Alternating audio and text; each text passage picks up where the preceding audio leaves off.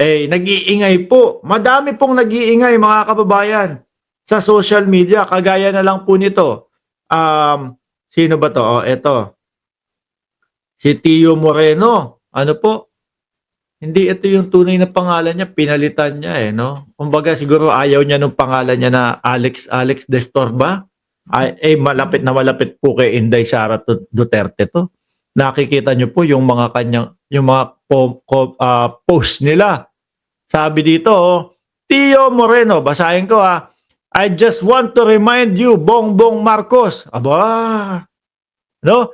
I just want to remind you, Bongbong Marcos, that there are 100,000 Dabaweños who participated the Solidarity Walk today. Ano naman? Tanungin ulit natin sila, mga kababayan. Ano naman? Kung may 100,000 yan, ibig sabihin, majority na ng Pilipinas siya. Hindi ho, mga boss. No? Uulitin ho natin. Ang populasyon po ng Pilipinas, mga kababayan, ay malapit ng mag 120 million. Kung ito po, 100,000 na sinasabi nila, gatuldok lang ho ito. No? 10% lang po yan ng 1 milyon. Kung meron tayong malapit ng 120 million, ano tawag dyan? 0.000.1%, ganon. 0.0000111, ganon. Hindi man lang umabot ng 1% yan. Di ba? Tuloy ko pa Again, that's just for ano tawag dito pulse daw kasi sinalpa ka na ng pulse that every area in the Philippines that held prayer rally would in the front of Malacanang. Pinagbigyan ho natin mga boss, pinagbigyan natin yung numero na inilagay niya dyan, 100,000. Ano daw po ang katotohanan talaga dyan? Manila Bulletin. About 30,000 supporters of former President Rodrigo Duterte marched on the street of this city on Sunday, March 16, and called for his release from detention at The Hague in Netherlands.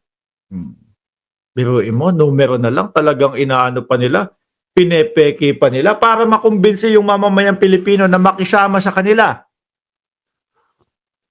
Di ba, boss? BMBLB at iChang?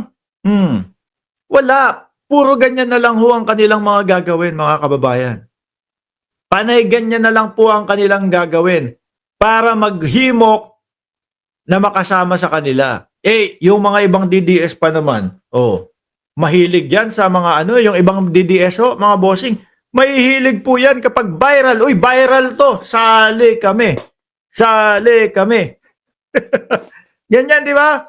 Uy, narinig ko. Nakita ko yung kapitbahay namin nag-post ng Duterte. I love Tatay Digong kasi dinala na sa ICC. Sali nga ako. Makapag-post nga din. Di ba? Sabi ni Ace Venezuela sa DDS kung ano ang uso. Kaya wag ho kayo matatakot mga kababayan.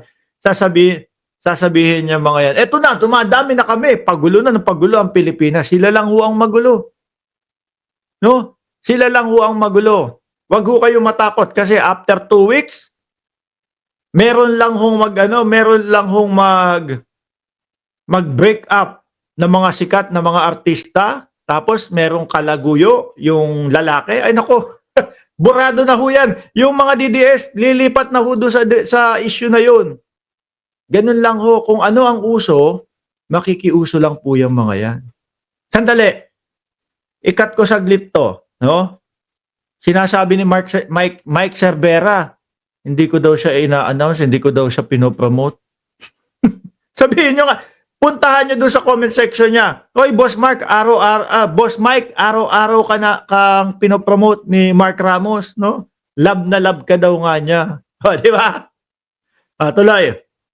30,000 lang pala talaga yung bilang. So ngayon, mga kababayan, ang tanong, sabi, Sino ba talaga kasi yung mga naniniwala diyan? Eh di wala pong iba mga bossing kundi po yung mga uto-uto na mga DDS. Oh, sino ang mga maniniwala diyan? Sabi ni Miriam Defensor Santiago, April 24, 2012 nung iniwan niya itong salita na to, mga tanga lang ang naniniwala sa kapwa niya.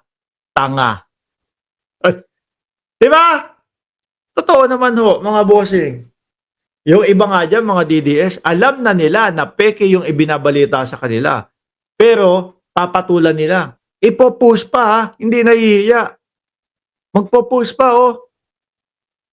Oh, para lang ano, kasi nga idol nila si dating Pangulong Duterte. Kaya ganun daw ho, mga kababayan. Pero wag kayong mag-alala, no? Wag ho kayong mag-alala. Bakit? Eh kasi ho, magkaroon lang ng isang couple na artista tapos ibahin naman natin, wag naman puro lalaki. Damay kami kapag puro lalaki. No, yung misis ko baka ginagawa mo sa akin 'yan, ha. Nananahimik ako, meron akong inaasikaso. Baka ginagawa mo sa akin 'yan, ha. Ang sama ng tingin. Oh, ibahin naman natin, babae naman, oh. Mag-couple na ta-artist, yung babae nagloko. O, di ba? Parang Anthony Jennings at yung si ano, wala na ho yan. Burado na ho yan. Di ba, Ai Chang? Kapag kami bago na po na uso, yun na po ang DDS. Doon na po sila, mga kababayan. Kagaya pa, ito pa. Tanggalin ko to, ha? Meron pa isa dito, mga boss, oh. Pakinggan nyo ho mga bossing. Pakinggan nyo po yung mga sumisigaw.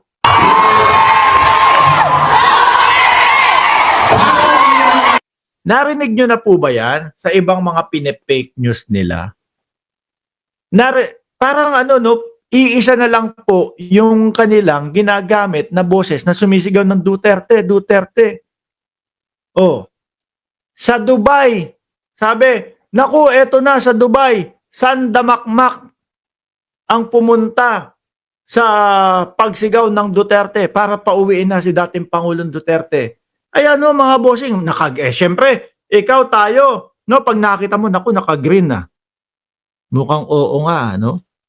Mukhang totoo nga, kasi naka-green. Eh, alam niyo naman ho, mga boss, na kulay berde ho yung kanilang yung kanilang kulay, di ba?